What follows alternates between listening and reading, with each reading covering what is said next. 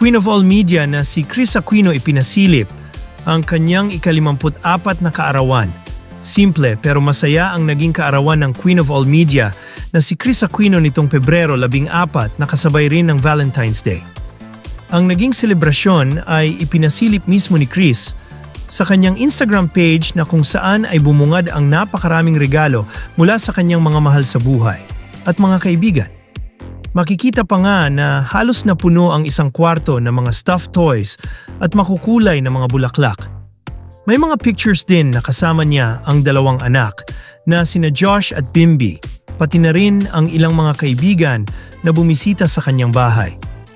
I want to thank all my friends for taking time to greet me last night. Asalto and my friends from OC who flew in, caption niya sa IG post. Aniya pa, but above all, I thank you for being with me Kuya Josh and Bim during my journey towards recovery. Kasunod niyan, may good news ang dating writer at close friend ni Kris na si Dindo Balares. She's back working, pungad niya sa isang IG post na may throwback picture ng Queen of all media. Yan ang latest kay Kris Aquino.